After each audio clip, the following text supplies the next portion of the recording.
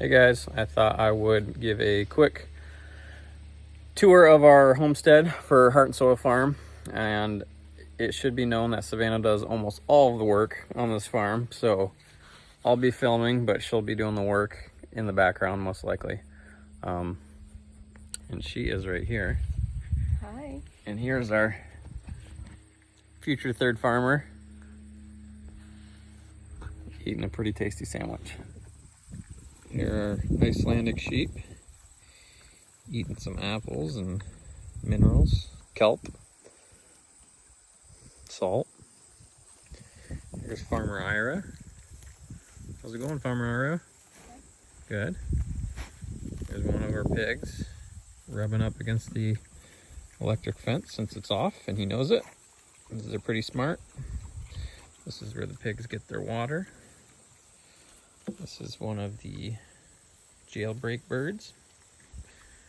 There's another pig being lazy. Another jailbreak bird. And there's some chickens, a goose, and a duck over there. And they're on the really far side of the pasture, and they really like it over there. Alright, this is the mobile farm stand that we've built in the last several days. So I've got a 1954 International R100 on a 1976 Scout frame. It's pretty awesome, runs great. And then Savannah's got some bouquets here from the garden you saw earlier.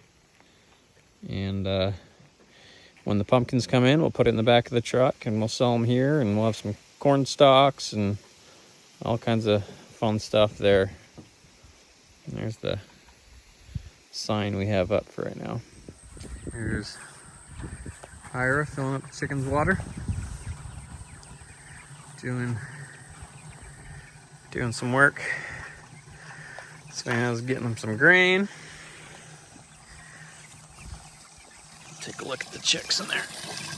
There they are. So these are the meat birds, the broilers.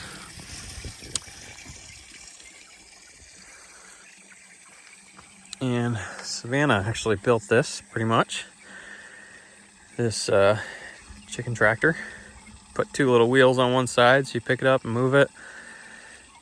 Here are our turkeys. They are full of character. They like to chew on the electric fence where it's not electric. Here's some of our apple trees with a lot of apples on it. Got a lot of apple trees out here. And we have these turkeys separated from the chickens right now. And they're pretty happy over here. And there's Farmer Ira and his side-by-side. A closer look at the egg layers we've got here. Bunch of different varieties. Here is the goose. We had two. One of them was acting up and kind of was being really aggressive to our kids and Savannah. So he is now in the chest freezer, waiting to be a Christmas goose dinner. This one, believe it or not, is loud but pretty friendly. But they're amazing. They're really good guard animals for the other animals. And this goose actually adopted this duck when we had it as a duckling. And the duckling used to follow the goose around, and it was a good mother goose. So, and they keep some of the predators away, as far as we know. They're loud and obnoxious and protective, so that's what we want. And so this coop is on wheels, as you can see, so that gets moved not as frequently as the meat birds, but every week or so we try to move it around to get the egg layers on some new pasture. They get new grubs, grass. Here is one of our gardens. It's a pumpkin patch here. And you can see some of the bigger pumpkins they're getting pretty big. You found pumpkins? Awesome, yep. And we got some corn here and some sunflowers, some cut flowers for Savannah. Makes some really nice bouquets. And we've got a deer fence. They call it a 3D deer fence around here. So it's 2 levels with 2 strands on one and then another strand on the outside.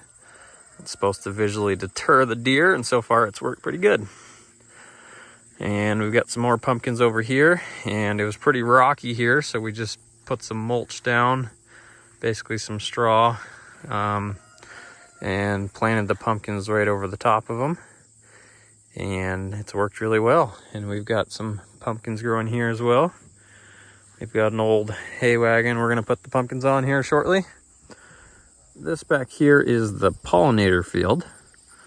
So we like to keep a big section of this land just completely, pretty much untouched for bees and other pollinators. And it seems to work well because our apple crop is doing really well this year. And there's some invasive plants around here, but these native plants are so beneficial that we basically just let them survive in there without mowing, because we think the benefit outweighs the downsides of having some of the invasives that are coming in here. This is our perimeter fence in addition to the inside net fences we use. So we use some of the Gallagher fences for the sheep and the chickens, and then we have a smaller hold fence for the egg layers. And then the perimeter fence is a 5-strand fence, and these are called timeless fence posts. So they're actually made of the same material that your windows are probably made of. So that poly PVC mixture. And the cool thing about it is they're self-insulating and they're flexible. So you don't need insulators. The wire can touch it on the insides or the outsides. And if a deer runs into it, the whole fence basically flexes a little bit. If you hit it with a mower, so it's flexible and it kind of bounces right back. So water is always a struggle to figure out the best way to get it to the field. Here we've got that 1-inch poly line attached to basically a quick coupler.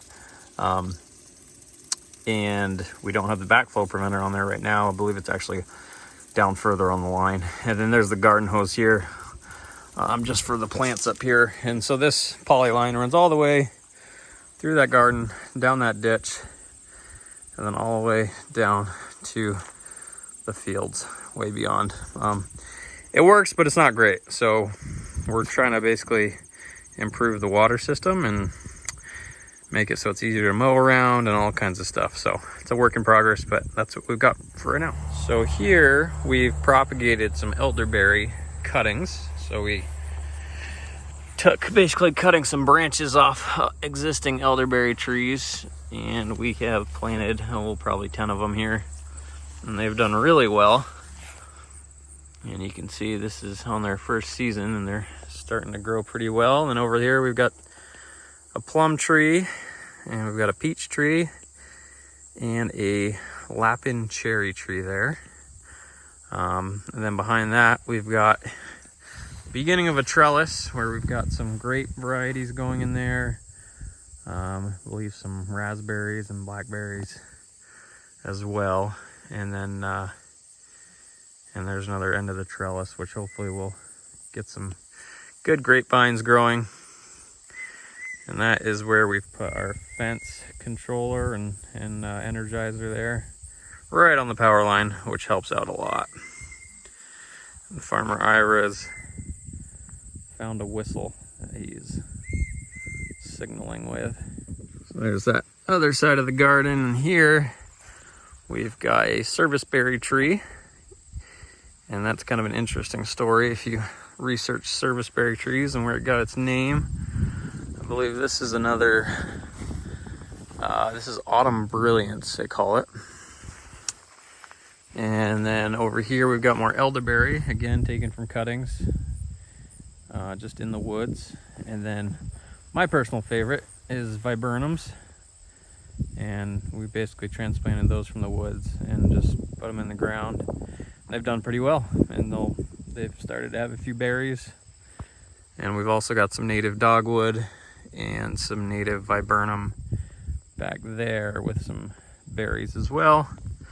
certain types of viburnum are edible, and they make really good pies and things like that. And we've planted some evergreens for some shade. And over here we've got another garden. So this is an old horse pasture gate. When we bought the property, our neighbor had horses in a corral around here, which was nice because we had a bunch of sand. So we made a big sandbox when we built the house, and we took the corral sand and we kept the gate. This is where the herb garden is, and the mint is taken over. And then we've also got our tomatoes and lettuce and carrots and some more sunflowers over there. Not green beans. Not green beans? Nope, nope. Not green beans are in the other garden. We've got one chicken coop there, and we haven't used that one yet, so we're hoping to use it this year. I don't know that.